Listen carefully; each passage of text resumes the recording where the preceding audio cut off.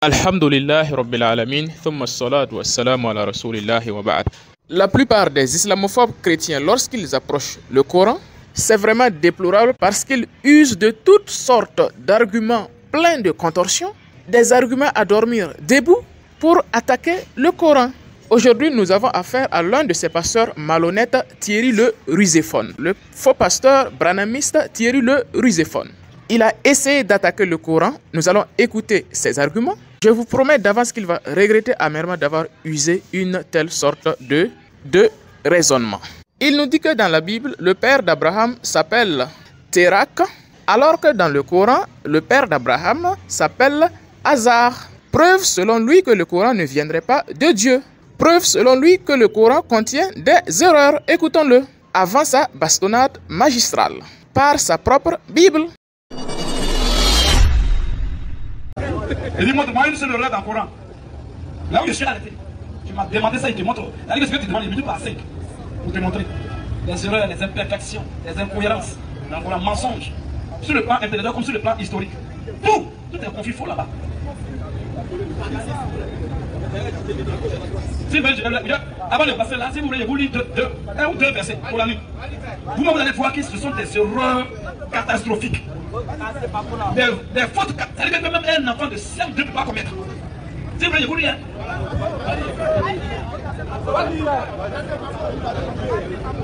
Pourquoi il voit l'erreur?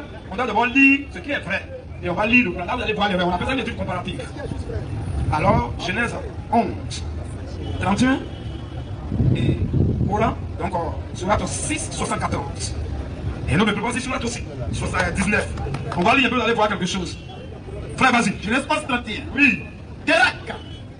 Térak prit Abraham son fils. Le Térak, c'est CH à la fin. Deux peuvent dire Térak, peu importe. Térak, de toute façon, c'est Térak. Oui. Térak, oui, prit Abraham son fils. Térak a pris Abraham son fils. Et Lot, oui, fils d'Aram. Et l'autre fils d'Aram, fils de son fils. Donc on a déjà vu ici que, va au verset 27 aussi pour voir. Verset 27. Oui. Voici la postérité de Térak.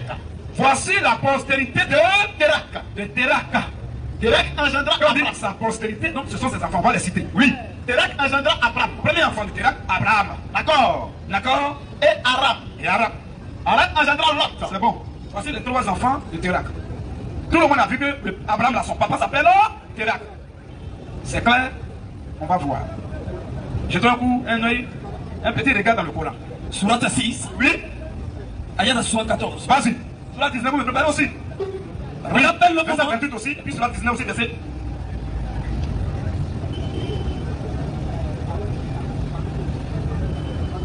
Rappelle le moment. Oui, toi tu prends le verset 28, attends-le par là. Vas-y, frère. Rappelle le moment. Rappelle le moment où Abraham dit à Hazar. Où Abraham dit, oui, à Hazar. Où Abraham dit à Hazar, son père. Le père d'Abraham s'appelle Hazar. Hein? Le père d'Abraham, c'est Hazar. Allah vient d'où? Voici le premier mensonge. Nous, tout le monde sait qu'Abraham, son père, c'est Térak. Le Coran dit non, c'est Hazar. Une erreur. C'est Dieu qui permet comme ça, pour que tout le monde sache que ce livre n'est pas de Dieu. Sinon Dieu ne fait pas erreur. Dieu ne fait pas oublier aussi. Alors, donc ça va prendre un mensonge. Il va répéter les mêmes incongruités lors de son séjour au Cameroun. Vous avez bien compris. Qui est le père d'Abraham selon la Bible? Térak. Térak, âgé de 170 ans, engendra Abraham. Verset 27. Voici la postérité de Térak. Térak engendra Abraham, Nachor et Haran. Donc c'est clair que selon la Bible, qui est venu avant le Coran, alors le père d'Abraham s'appelle Térak. Bon, on va voir. Ici, le père d'Abraham, c'est Térak, selon la Torah. On voit dans le Coran. On va voir. Sourate 6 à 74. Oui. Rappelle le moment. Rappelle le moment. Où Abraham dit à Hazar. Où Abraham dit à qui? À Hazar, son père. À Hazar, son père. La Bible dit que le livre qui a été le premier livre qui a parlé pour la première fois d'Abraham et de sa famille, c'est la Bible, la Torah. Selon la Bible ici, le père d'Abraham, c'est Térak. Selon le Coran, c'est Hazar. Hazar. Voici le premier mensonge. Nous, tout le monde sait qu'Abraham, son père, c'est Térak. Le Coran dit non, c'est Hazar. Une erreur. C'est Dieu qui permet comme ça, pour que tout le monde sache que ce livre n'est pas de Dieu. Sinon Dieu ne fait pas erreur. Dieu ne fait pas oublier aussi. Alors, donc ça va prendre un mensonge. Alors, nous n'allons pas nous fatiguer pour rentrer dans l'exégèse pour expliquer à Thierry le Coran et la Bible. D'ailleurs, Thierry n'aurait pas même le niveau de comprendre cela. Donc, nous allons faire simple, nous allons le bastonner par sa propre Bible directement et le débat est clos. Thierry le ruséphone. Le père d'Abraham s'appelle Azar selon le Coran. Le père d'Abraham s'appelle Térak selon le livre que tu appelles la Torah. Pour Thierry, c'est la preuve que le Coran ne vient pas de Dieu. C'est la preuve que le Coran n'est pas authentique. En bon, monsieur Thierry. Ouvrons Matthieu, le chapitre 23, le verset 34 à 35. Contexte, les évangélistes attribuent cette parole à Jésus-Christ, qui, je rappelle, est un plagiat du livre des Jubilés. C'est pourquoi je vous envoie des prophètes, des sages, des scribes. Vous tuerez et vous crucifierez les uns, etc. afin que retombe sur vous tout le sang innocent répandu sur terre, depuis le sang d'Abel le juste jusqu'au sang de Zacharie, fils de Barachi. Jusqu'au sang de Zacharie, fils de Barachi. Ici, l'évangile de Matthieu nous dit que le père de Zacharie qui fut tué entre le temple et l'autel s'appelait Barachi. Alors que lorsque nous retournons dans l'Ancien Testament, 2 Chroniques, le chapitre 24, le verset 20 à 22, le nom du père de Zacharie qui fut tué s'appelait Jehozada. Là, on a une contradiction flagrante entre le Nouveau Testament et l'Ancien Testament.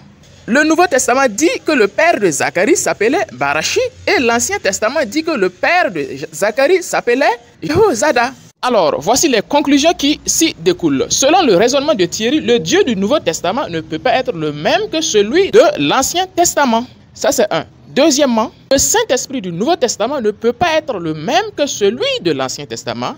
Troisièmement, l'évangile de Matthieu est un faux évangile parce qu'il contredit l'Ancien Testament. Et pour répéter les mots de Thierry, tout le monde sait, depuis l'Ancien Testament, avant l'avènement de Jésus-Christ, que le père de Zacharie qui fut tué entre l'autel et le temple s'appelait Zacharie, fils de Jehojada. Et le Nouveau Testament vient des siècles et des siècles après pour changer l'identité du père de Zacharie.